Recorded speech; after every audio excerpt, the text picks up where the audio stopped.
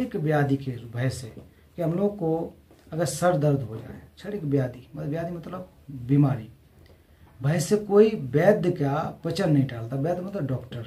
तो ये शायद उस समय लिखा गया, आयुर्वेदिक हाथ जो नाड़ी वाड़ी को, नस को देखने वाले डॉक्टर थे, तो वैद्य यूज किया जाता था। कुल मिला के डॉक्टर कहिए। तो डॉक्टर के पास हम लोग कब जाते हैं? जब हमको दुख होता है, सर दर्द हो रहा है, पेट दर्द होता है, दांत में दर्द होता है, तो उस समय क्या होता है कि हम लोग तुरंत डॉक्टर के पास जाते हैं और डॉक्टर कहता है कि ये दवा खानी है। पर्ची में लिख देता है कि ये दवा सुबह, दोपहर, शाम, ठंडे पानी, गर्म पानी, गुनगुने पानी से कहता है। तो हम लोग उसकी बात नहीं टालते हैं। कह रहे अगर हमारे पास बहुत सारी बीमारियां हो जाएं, बहुत सारे हम लोग परेशानियों में पड़ जाएं, 100 बीमारियों से कहते हैं कि 100 बीमारियों से, 100 का मतलब बहुवचन से है, किस अधिक बीमारियों से ग्रस्त होने पर फिर क्या करोगे भाई? उस समय तो हमको बात मानना ही पड़ेगा। तो यहाँ पर कहने का तात्पर्य है कि हमारे अंदर एक बीमारी नहीं है। हम लोग सुबह से उठ के देखें कि पूरे दिन हम लोग कितनी समस्याओं का सामना करते हैं। कभी पता लगा हम लोग फाइनेंशियल समस्या है, लड़का बात नहीं सुन रहा, लड़की नहीं सुन रही है, घर में ही झगड़े हो रहे हैं, आज गैस नहीं आई, आज पानी नहीं आया, ये सब बीमारियाँ तो हैं। उसने ये कह दिया, उसने वो कह दिया था, वो हमारा सम्मान नहीं किया, दुनिया भर की चीज़ों को लेकर के शाम तक अगर गिनने बैठ जाओ तो दुनिया भर की बीमारियाँ हैं, दुनिया भर की समस्याएं हैं। तो हम लोग एक बीमारी से ग्रसित तो है ही नहीं, मानसिक रूप से भी हैं और शारीरिक रूप से पूरी व्याधियों से ग्रस्त हैं, हम लोग ग्रसित हैं। अगर व्याधियों से निकलने से हमें एक डॉक्टर के पास जाकर के पेट दर्द हो, उसकी दवा देता तो हम लोग 2-3 दिन के 5 दिन तक खाना, आपको कोर्स पूरा करना है, तो हम लोग बात सुनते हैं। अगर ऐसी 100 तरह की बीमारियां हो तो हम लोग पूरी तरह से, कि डॉक्टर साहब ने कहा भाई हम ऐसे ऐसे नहीं कर सकते, बिल्कुल खाऊंगा। तो उसी तरह से कि भगवान बुद्ध रूपी डॉक्टर अगर हमको ये बातें बता रहे हैं तो उनकी क्या कहते हैं बात को हमको क्यों नहीं सुनना चाहिए? तो कह रहा है कि हम लोग 100 व्याधियों से ग्रस्त हैं, तो फिर क्या होगा? तो हम लोग की हालत देखिए, हम लोग जो है ना 100 व्याधियों से ज़्यादा मतलब अनलिमिटेड बीमारियों से ग्रसित हैं। तो हमारी हालत क्या है? तो हम लोग तभी तो कहते हैं कहीं जाकर के कुछ चढ़ा आते हैं, कहीं जाकर के कुछ चढ़ा आते हैं, कहीं जाकर हम साहब ये कर देंगे, वो कर देंगे। हम लोग दिन भर यही तो करते रहते हैं। उसने कहा कि फलाने बाबा के पास चले जाओ तो वो जाकर ठीक करेगा, वहाँ दौड़ के जाएंगे, नहीं वहाँ जा करके करना है, वो कर देंगे, वो करना। तो हम लोग ग्रसित है ना, जैसे जैसे परेशान है मानसिक रूप से, खास करके मानसिक रूप से, शारीरिक रूप से तो नहीं जाते हैं लेकिन मानसिक रूप से परेशान। तो हम लोग कितने ज़्यादा व्याधियों से ग्रसित हैं। और क्या हो रहा है देखो, जन्म से लेने के बाद इसी में तो हम लोग दौड़ भाग में लगे हैं, इधर उधर दिन रात। तो हम लोग ये क्यों ऐसा हुआ कि अभी तक हमने ठीक से सुना नहीं कि किस प्रकार से बुद्ध हमको मार्ग बता रहे हैं कि आप इस पर चल के ये आप सेवन करो। बुद्ध ने 2500 वर्ष पहले सारी जो औषधियाँ दवाइयाँ हमारे पास रख के गए कि भाई ये जो तुमको समस्या है तो ये निकाल के खा लेना। लेकिन हम लोग अलमारी में रखे हुए हैं बढ़िया से, लेप लगा करके, कपड़ा वपड़ा बांध के, कभी जब साका दावा आएगा या बुद्ध पूर्णिमा तब हम चढ़ाएंगे, या फिर गली मोहल्ला में रैली निकाल देंगे तो शायद सारी की सारी बीमारियां दूर हो जाएंगी। तो ये हम लोग करने लगे ना, सच बात तो ये देखा जाए। साल भर में कभी इक्का दुक्का, तभी मैं कह देता हूँ हम लोग कभी कभी बौद्ध बनते हैं साथ में 1-2 साल, एक दो बार, बाकी का तो फिर वही उसी में पड़े हुए हैं, बात उनकी सुन नहीं रहे हैं। और फिर हम लोग कहते हैं कि हम साहब बहुत बड़े बौद्ध हैं, तो वो बात ठीक नहीं होती, एक प्रकार से विरोधाभास हो जाता है। तो बुद्ध ने इतना अच्छा दवा दिया है, क्यों जाना है भाई? हमारे पास हमारे घर में रखी हुई दवा है, उस घर की दवा को हम लोग यूज नहीं कर रहे, बाहर ढूंढने के लिए कोशिश कर रहे हैं। फिर जो उल्टी सीधी दे देता उसी को हम सेवन करते हैं और फिर जा करके हम फंस जाते हैं। तो वो नहीं करना है। कह रहा है कि इतना बीमार हम लोग हैं, भय है हमारे पास में, भवचक्र का भय है, सामाजिक भय है, किस प्रकार से जो हम लोग कहते हैं इनसिक्योर है हम लोग। तो वो कैसे दूर होगा? वास्तव में अगर हम एक प्रकार से संयम, एक प्रकार से धर्म का अभ्यास हम करने लग जाएं तो वास्तव में भय नहीं होगा। जो लोग जंगल में जाकर के ध्यान करते हैं उनको किसी का भय नहीं होता है, ना चोरों का होता है, ना जानवरों का होता है, किसी का नहीं होता है, किसी का भी नहीं होता है। वो जो चोर लोग होते हैं तो वो जाकर के घर में 4-5 ताले लगा के गेट के अंदर भी ठीक से नहीं सो पाते हैं भाई सिक्योरिटी में बैठा करके बंदूक वालों को सारा का, फिर भी नहीं सो पाते हैं। भय कितना ज़्यादा है। तो सोचिए कि किसके अंदर ज़्यादा भय है? वो क्योंकि बड़ा कोई मतलब नहीं है, सबको एक जैसा देख रहे हैं, वो किसी को जो शत्रु समझ ही नहीं रहे। और जो चार दीवारी में अंदर जाकर कहते हैं ये भी दुश्मन, ये भी दुश्मन, सब दुश्मन। हम लोग अभी तक यही तो कहते हैं ये भी मेरा दुश्मन, ये भी नुकसान पहुंचा सकता है, ये कर सकता है। तो इस वजह से क्या हुआ कि हम लोग ग्रसित हैं, बहुत ज़्यादा दुखी है, इसमें कोई दो राय नहीं है। शारीरिक रूप से तो चलो ठीक है, लेकिन मानसिक रूप से गिन नहीं सकते हैं, गिन सकते हैं लेकिन हम लोग अभी क्षमता नहीं है। तभी भगवान बुद्ध ने 84,000 प्रकार के धर्म स्कंद दिए। कहते हैं ना कि 84,000 छुई की फुम्पू केटी सितों। तो ये धर्म का उपदेश इन्होंने इसलिए थोड़ा नहीं दिया कि मज़ा आ रहा है, बहुत साफ उपदेश देते जाओ, है सारा कुछ करते जाओ, मज़ा आ रहा है, भगवान बुद्ध बोलते जा रहे हैं, उनको कुछ करने को था ही नहीं तो बस बोलते ही जाओ, ऐसा तो नहीं था।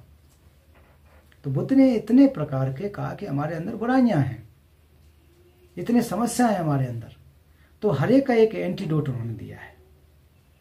तो हर एक का एंटीडोट उन्होंने दिया, तो उस एंटीडोट का सेवन करके हम जाकर के क्या कर सकते हैं, उस दवा का उपयोग करके बीमारी को दूर कर सकते हैं।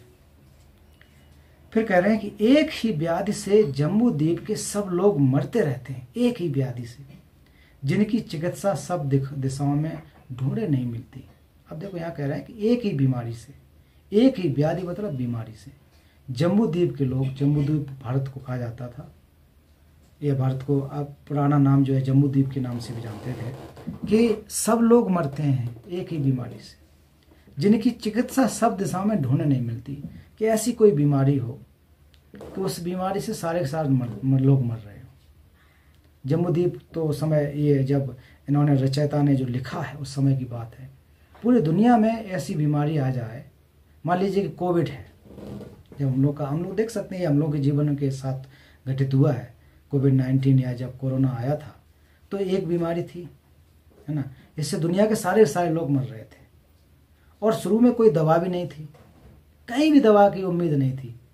तो फिर कोई थाली बजा के, कोई कुछ ताली बजा के, ये सब में जो ढोंगपन की बातें करके उसमें लगाए रहे लोगों को मन भटकाने के लिए कि भाई कुछ ना कुछ तो करना पड़ेगा। कहीं न कभी ऐसी चीज़ों से ठीक भी है ना, जो ये लोगों को कहीं ना कहीं तो कहते हैं ना कि खाली दिमाग शैतान का घर। तो कभी कभी ठीक है कहीं ना कहीं लोगों को लगाए रहना। हमको लग रहा है कि सोच समझ के जो भी किया हुआ ठीक ही है, लेकिन उससे भला नहीं हो सकता है, डाइवर्ट हो सकता है थोड़ा बहुत देर तक के लिए। तो यहाँ कह रहे हैं कि जम्बू द्वीप में तो पूरी दुनिया में एक ऐसी बीमारी है कि सारे के सारे लोग मर रहे हैं। तो ऐसी बीमारी हम लोग कोविड को रिलेट करके देखो, सारे के सारे लोग मर रहे थे, पूरी दुनिया लोग भयभीत थी इससे। और हर जगह जिनकी चिकित्सा, जिसका उपचार जो है सब दिशाओं में ढूंढे नहीं मिलती है, किसी भी दिशाओं में जो है ढूंढ के नहीं मिल रही थी कहीं उपचार हो जाए। हम लोगों ने देखा है ना 4-5 साल पहले, तो लोग परेशान थे, त्राह मची हुई थी, सब जगह लोग भाग रहे थे कहीं से कहीं दवा मिल जाए, है ना। इसमें लोग जो है लाभ भी कमा रहे थे, एक एक टैबलेट का 10-10 हज़ार 20-20 हज़ार रुपये का वो पैसा भी ले रहे थे।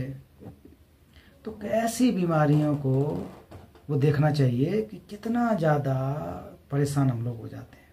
फिर कह रहे हैं ऐसा होने पर भी मान लीजिए कहीं दवाई नहीं मिलती है, सब व्याधियों को दूर करने वाले सर्वज्ञ वैद्य की बात का मैं उल्लंघन करता हूँ, मुझ महाबुड़ का धिक्कार है। सोचिए कितनी बढ़िया बात कह रहे हैं कि ऐसा हो रहा है, ऐसा होने पर सब व्याधियों के दूर करने वाले सर्वज्ञ वैद्य की बात का मैं उल्लंघन कर रहा हूँ। और ऐसे समय में एक डॉक्टर आते हैं और जो है कहते हैं कि ये दवा खानी है जिससे कि किसी को कोई बीमारी नहीं होगी, कोविड नहीं हो सकता है। और फिर हम बात का अगर उल्लंघन करते हैं तो हमारे जैसे मूर्ख आदमी कौन होगा। तो इस दुनिया में सभी बीमारियों को दूर करने वाले जो उन्होंने दवा जो दी है वो बुद्ध ने हमको दी है, और उनकी बात का हम उल्लंघन कर रहे हैं। वो कह रहे हैं कि अपने चित्त को परिशुद्ध करो, अकुशल कर्म मत करो, और हम लोग अकुशल कर्म कर रहे हैं। भगवान बुद्ध कहे चोरी मत करो, तो हम लोग रोज चोरी कर रहे हैं। व्यभिचार मत करो, तो व्यभिचार भी हो रहा है, दारू भी पी रहे हैं। भगवान बुद्ध ने तो 5 सील में यही तो कहा है ना। तो हम लोग उनकी बातों का उल्लंघन कर रहे हैं और बीमार भी हैं, दुनिया में दवा भी नहीं मिल रही, उन्होंने हमको दवा भी दी है, तो हमसे ज़्यादा महामूर्ख कौन हो सकता है। तो हम लोग महामूढ़ हैं, और महामूढ़ तो हमको धिक्कार है। कहते ना अरे यार क्या हम कर रहे हैं, हमसे ज़्यादा बेवकूफ़ कौन हो सकता है। जो दवा भी उन्होंने दे दी है, सारी बीमारियां भी बता दी हैं, फिर भी हम उसकी बातों को नहीं सुन रहे हैं। अभी बीमारी हो जाए जा करके कोई, वो डॉक्टर कहे कि ये दवा आपको लेनी है, इससे ठीक हो जाओगे, और फिर हम लोग बात ही नहीं मान रहे, तो हम लोग बेवकूफ़ हैं। डॉक्टर थोड़ी नहीं उसमें गलती है, इसमें बुद्ध की गलती थोड़ी नहीं, इसमें गलती हमारी है। तो हम लोग महामूर्ख हैं, मूढ़ हैं, जो कि हम अभी तक ठीक से उनके धर्म की शरण में नहीं जा पाए। हम धर्म को ठीक से सुन नहीं रहे, संघ की ठीक से हम शरण नहीं जा पाए, संघ के जो किस प्रकार से हमको पालन करना चाहिए, और खास करके धर्म को हम लोग ठीक से समझ नहीं पा रहे हैं, तो हमको धिक्कार होना चाहिए। फिर आगे कह रहे हैं कि छोटे मोटे प्रपातों से मैं अत्यंत सावधान रहता हूँ। प्रपात मतलब झरने कहा जाता है ना, पतन को कहा जाता है, छोटी छोटी बीमारियों से, या फिर जो गिरावट आ जाती है, एक प्रकार से चीज़ें जब खराब हो जाती, छोटे छोटे प्रपातों से मैं अत्यंत सावधान, उससे मैं सावधान रहता हूँ। फिर सहस्र योजन भरे गहरे प्रपात से जहाँ चिरकाल रहना पड़े, कहना ही क्या। अब कह रहे हैं कि ऐसी जगह पर जहाँ छोटे छोटे प्रपात, मतलब गिरने की खाई जैसा मान लीजिए, झरने के जो सोर्स हैं जहाँ बहुत सारे छोटे छोटे होते हैं, उसमें भी हम लोग सावधान रहते हैं ना। जब हम लोग घूमने जाते हैं, अरे इसको पास मत जाना, ये जो नदी है, नाले हैं, इसके पास मत जाना, नहीं तो पानी से बह जाएंगे। और जहाँ बहुत पूरा का पूरा समुद्र जैसा हो, तो हम लोग तो वहाँ कितनी सावधानी बरतते हैं। मतलब जहाँ बहुत ही, और ऐसी जगह पर जहाँ हमको चिरकाल तक रहना पड़े, तो वहाँ क्या करेंगे हम लोग, कितनी सावधानी बरतेंगे। हमको तो हमेशा सावधानी बरतने की आवश्यकता है, हर वक्त हमको सावधान रहना पड़ता है। तो कह रहे हैं कि हम छोटे छोटे जो दुख दर्द हैं उसमें हम लोग सावधान रहते हैं कि ये ना हो जाए, वो ना हो जाए। लेकिन अगर ये जो अगर नहीं पुल बुला के हम लोग पूरे जो दुखी हैं, तो ऐसे दुख में तो हमको क्या करना चाहिए, और ज़्यादा सावधान रहना चाहिए। क्या कह रहे हैं, धेची की क्या जमलिंग नास नेपे मी कुन लक छेनास तेदा गोपे मेन सेनिस छोगनम कुन्ने मीये नास तेला मेंबा थमचे खेस सुंगो थमचे जिम्बाइस कातर मीचे सेम्पानी सिंतु तिमुक लेपेनेस। ये तो हो गया अभी कि हम लोग कैसे। फिर यंगसा, अभी बात आ रहा है प्रपात, यंगसा थामिल छुंगु लायांस, मतलब छोटे से प्रपात में भी भागे और ने पर छागुनास, सावधान रहते हैं। पग से तोंदू लंबाइस, मतलब जहाँ पर हम लोग बहुत निरंतर लगा तक जहाँ पड़े रहेंगे, तो वो क्या होगा कि जहाँ से हम निकल ना पाए, किसी प्रपात से, किसी ऐसे खाई से हम न निकल पाए, उसमें हमको क्या कितनी सावधानी रखनी पड़ेगी। योरे यंगसर मोचिगुस। फिर कह रहे हैं कि थेरिंग खोना मीची सिक्स देवर दुपर रिक माइंस दगनी में पर गिरवे दुस देनी धुनमी सावर चुम्स दगला म्यूजिक सुई जीन्स। अब ये देखना बहुत इंपॉर्टेंट है, ये दगला म्यूजिक सुई जीन्स दिले जीतर न्यथरसिस धुनमी सावर में गिरनास जीतर दगी देवर गिर्स। तो यहाँ कह रहे हैं कि देखो कि आज ही तो मृत्यु आ नहीं रही है ना। कह रहे हैं कि आज ही तो मृत्यु नहीं आ रही ना, कि ऐसा तो नहीं कि भाई आज ही मृत्यु आ रही है, आज ही तो मृत्यु नहीं आ रही। मुझे सुख से बैठना ठीक नहीं, आज ही तो मृत्यु आ नहीं रही है ना। आज ही तो नहीं मृत्यु आ रही, मतलब एक प्रकार से मन में यार ऐसा तो नहीं कि आज ही मृत्यु आ रही हो, आज ही तो मृत्यु नहीं आ रही है। ऐसे हम लोग एकदम हैरान होकर के एकदम से कहते हैं ना, आज ही तो मृत्यु नहीं आ रही, मुझे सुख से बैठना ठीक नहीं। मान लीजिए आ जाए, ऐसा आ जाए कि आज आपकी मौत होनी है, और मान लीजिए जिस व्यक्ति को फांसी लगाई जाती है तो उसको कहा जाता है कि भाई आज आपको है या कल आपको फांसी दी जाएगी, मौत आपकी है, तो वो बेचारा रात भर नहीं सो पाता है, चैन से नहीं बैठेगा। अब उसको एक एक सेकंड जो है 1 घंटे के बराबर दिखेगा, सुख से चैन से बैठ नहीं पाएगा। अवश्य वह समय आएगा जब मैं नहीं रहूँगा। तो ये बात सही है कि ऐसा समय जरूर आएगा कि मैं नहीं रहूँगा, लेकिन ऐसा नहीं है कि अभी आ रही हो। अभी आपको सोचना पड़ेगा, ये हमको श्लोक बता रहा है नित्यता के बारे में। अभी तुरंत ही ऐसा मन में हमेशा रखो कि ऐसा तो नहीं आज ही हमारी मृत्यु आ रही है। अगर ऐसा है तो मुझे सुख से क्यों बैठना है। हम लोग आलस में पड़े हुए हैं है ना। अभी क्या हुआ, अभी तो हम इतने छोटे हैं, आलस में पड़े हैं, पूरा दारू वारू पी करके कहीं भी पड़े रहते हैं, तो क्या है ना, अपने जीवन को बर्बाद कर रहे हैं हम लोग। और ऐसा नहीं है कि मृत्यु नहीं आएगी। मैंने पिछले टॉपिक बहुत मृत्यु के बारे में जैसे वाले देखेंगे कि मृत्यु किस प्रकार से है। है ना, कि मृत्यु जो है वास्तव में निश्चित रूप से आएगी। अवश्य वह समय आएगा जब मैं नहीं रहूँगा। जब हम नहीं रहेंगे तो हम कैसे संघ की शरण में जाएंगे, कैसे बुद्ध की शरण में जाएंगे, कैसे हम धम्म की शरण में जाएंगे, कैसे हम पापों का जो देशना करेंगे, तो संभव नहीं हो सकता ना। इसलिए हमको अभी करना है जो भी इन चीज़ों को सावधान रह करके कि अनित्य है, जीवन अनित्य है। किसने मुझे अभय दे रखा है, मतलब किसने मुझे डर नहीं दिया है। अभय मतलब डर का विपरीत। किसने मुझे मतलब डरों से बचाया है कुल मिला करके। कैसे निस्तार होगा, मतलब कैसे हम जो है इससे निकलेंगे, कौन हमें बचाएगा। अवश्य एक दिन मैं यहाँ न होऊंगा, फिर भी मेरा मन क्यों सुस्थिर है। देखिए कह रहे हैं कि मुझे किसने बचाया, किसी ने बचाया तो नहीं, मतलब अभय तो नहीं दे रखा है कि आप जो है किसी प्रकार का डर नहीं होगा, किसी प्रकार की समस्या नहीं होगा, ऐसा तो मुझे किसी ने कहा नहीं ना। दगला म्यूजिक सुई जीन्स, मतलब यही कह रहे हैं ना कि मुझे जो है किसने अभय दे रखा है। ये किससे कहा, जिक मतलब भय, म्यूजिक मतलब अभय, तो किसने मुझे डर से बचा रखा है, ये कह रहे हैं। दिले जीतर नेथर शेष, मतलब किसने मुझे कहा है कि आप इससे बच जाओगे, निश्चित रूप से मुझे बचा लूंगा, ऐसा तो नहीं कहा किसी ने। अवश्य एक दिन मैं नहीं रहूंगा, कह रहे हैं कि दोन में सावर मिछे मिगिरनास जीता दंगे देवर दुख, कि ये अवश्य एक दिन मैं यहाँ न रहूंगा, फिर भी मेरा मन क्यों सुस्थिर है। सो मतलब अच्छी तरह से स्थिर, मतलब हमारा मन जो है सुस्थिर है। मन क्यों सुस्थिर, फिर भी मेरा मन क्यों सुस्थिर है, मन सुस्थिर है। हम लोग ये क्यों मान के बैठे हैं चित्त को कि बहुत मतलब तसल्ली से हम क्यों बैठे हैं। किसी ने हमको ये तो नहीं दे दिया कि आप जो है वरदान तो नहीं दिया कि अब आपको है किसी प्रकार का डर नहीं आएगा, ये भी नहीं दिया किसी ने। ये तो हमसे नहीं कहा ना कि अब आपको डर पैदा नहीं होगा, भव चक्र से निकाल दूंगा, किसी ने नहीं कहा है। और ये भी जरूर है कि अवश्य न होऊंगा, कि मैं एक दिन रहूंगा भी नहीं यहाँ पर, इस एक दिन तो मृत्यु हो जाएगी। तो हम क्यों आसानी से, हमारा जो चित्त है धर्म में क्यों नहीं लग रहा है, ये कह रहे हैं। फिर भी मन क्यों सुस्थिर है, मतलब मन क्यों नहीं, हमारा जो चित्त है धर्म में क्यों नहीं लग रहा है। तो ये जो हम लोग गलती कर रहे हैं कि हम लोग आलस में पड़े हुए हैं कि हमारा, फिर भी हमको किसी ने कहा भी नहीं है, फिर भी हम लोग बैठे हुए हैं। तो ऐसा नहीं करना है।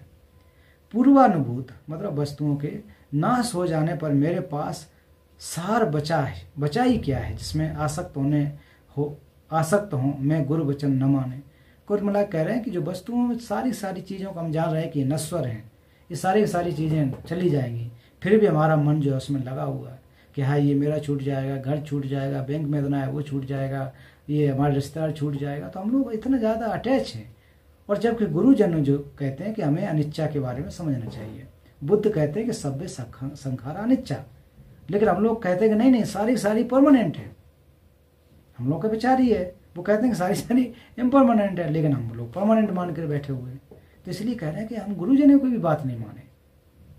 तो हम लोगों से ज़्यादा मूड कौन हो सकता है, हम लोगों से ज़्यादा बेवकूफ़ व्यक्ति कौन होता है, कौन हो सकता है। कि यह जीव लोक मतलब जीवन जो लोक है, बंधु तथा परिचित, बंधु हमारे जो घर के लोग, नज़दीकी लोग, बंधु को दूसरे शब्दों में कहा जाता है कि भाई, लेकिन बंधु का मतलब होता है कि हमारे जो इनके प्रति हमारा बहुत लगाव होता है, जो हमारे नज़दीक होते हैं, जो हमारे पड़ोस मतलब परिवार के भाई बहन पत्नी इत्यादि, ये सारे क्या बंधु कहा जाता है इनको। तथा परिचित मतलब दोस्त। तो जितने भी हमारे जो जीव लोग हैं, यह जीव लोग, ये जीवन में रहने वाले बंधु हैं, परिचित हैं, रिश्तेदार हैं, सभी को छोड़कर कहीं अकेला चला जाऊंगा।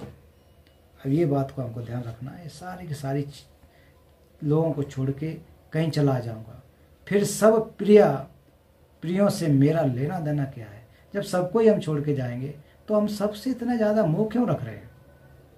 रात दिन सदा मुझे यही चिंता करनी चाहिए कि अपुण्य से दुख निश्चित है और मैं उससे कैसे पार हो पाऊँ। तो लगातार हमको ये होना चाहिए कि जितने भी अकुशल हम कर रहे हैं उससे क्या होगा कि दुख आएगा।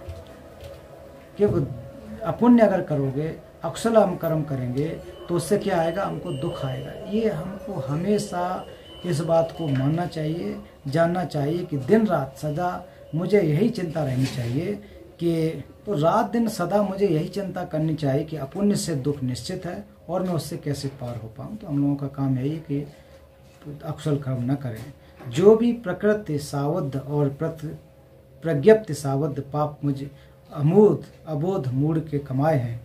प्रकृति सावध, यहाँ देखिए क्या कह रहे हैं कि मिगे वाले दुंगल जोंस देले जीतर गया पड़ते थे नियंछन था। तो ये ठीक हो गया।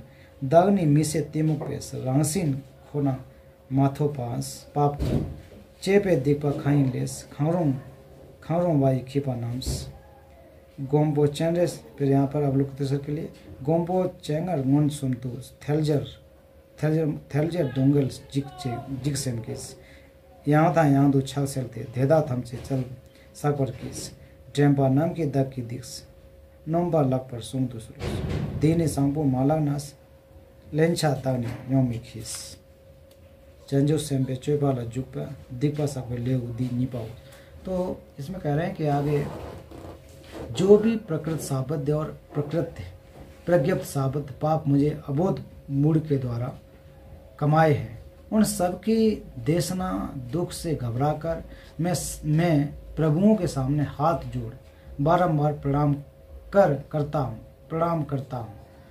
कह रहे हैं कि इतने सारे दुखों से घबरा करके जो हमको डायरेक्ट रूप से दुख आ रहे हैं, हमारे पास जो है लगातार प्राकृतिक रूप से जो आ रहे हैं, तो फिर हमने उनको प्रज्ञप्ति मतलब बना चढ़ा करके जिनको हमको दुखों को बना लिया है। तो ऐसे चीज़ों को जो दुख हमारे निरंतर आए हुए हैं उनसे घबरा कर तो जो प्रभु हैं, जो नाथ, प्रभु का मतलब यहाँ पर हमारे जो बुद्ध और बोधसत्व हैं, उनके सामने मैं हाथ जोड़कर निरंतर प्रणाम करता हूँ, वंदना करता हूँ। जैसे अभी प्रार्थना करने की जो सिलसिला था 50 श्लोक के बाद, तो प्रणाम करता हूँ कि मुझे आप बचा लीजिए। हे नायको, अपराध को अपराध के रूप में ग्रहण करो। हे प्रभु, मैं यह पाप फिर न करूँगा। तो अब देखो, अब ये जाकर के कह रहे हैं कि पूरा सरेंडर हो गए। पूरा सरेंडर क्या हो गए कि हे प्रभु, हे नायको मतलब बुद्ध, अपराध के रूप में ग्रहण करो कि मैंने जो अपराध किया है, जो पाप कर्म किया, उसको पाप कर्म के रूप में मेरा आप स्वीकार कीजिए और मैं यह पाप फिर न करूँगा। मतलब जो मुझसे हो चुका है पाप, अब मैं दोबारा से नहीं करूँगा, उसको आप स्वीकार कर लीजिए कि मैंने गलती की है। कुल मिला के कन्फेशन, लास्ट में आकर के कन्फेस करता हूँ कि अब से ये गलती हमसे नहीं होगी, अब किसी प्रकार का गलती में नहीं करूँगा। तो ऐसे पाप देशना के बारे में ये चैप्टर यहाँ पर समाप्त होता है। बोधचर्या अवतार का जो दूसरा अध्याय हम लोग समाप्त कर पाए। तो कुल मिलाकर के ये समझ पाए होंगे कि पाप देशना जो चैप्टर है कितना महत्वपूर्ण है, कैसे कैसे हमको इनको कन्फेस करना है, उसके लिए क्या करना पड़ता है, इस चीज़ को हम लोग इस दूसरे चैप्टर के माध्यम से समझ पाए। और ये जो केवल पढ़ा देना उससे लाभ नहीं होगा, हमको ढालना पड़ेगा अपने जीवन में। हर रोज़ भी अगर छोटा छोटा पाप देशना हम लोग कर पाएँ तो वो ज़्यादा लाभदायक, ज़्यादा नहीं, वो लाभदायक ही होगा। नहीं तो यही हो जाएगा कि अच्छी दवा को लेकर के हम लोग घूमते रहें, उसको एक जेब में रख करके घूमते रहें, जब बुखार आए, बीमार हो जाए तो उसको न खाएं। तो हम लोगों जैसा फिर कह रहे हैं कि आचार्य शांति देव, हम लोगों जैसे मूढ़ व्यक्ति कौन होगा, बेवकूफ़ व्यक्ति कौन होगा जब हम उसका सेवन नहीं कर रहे हैं। तो इसको हमको क्या करना है, हर रोज़ ढालना है, हर रोज़ अपने ऊपर करना, एक प्रकार से लागू करना है कि बुद्ध को समझना पड़ेगा, धर्म को समझना पड़ेगा, संघ को समझना पड़ेगा।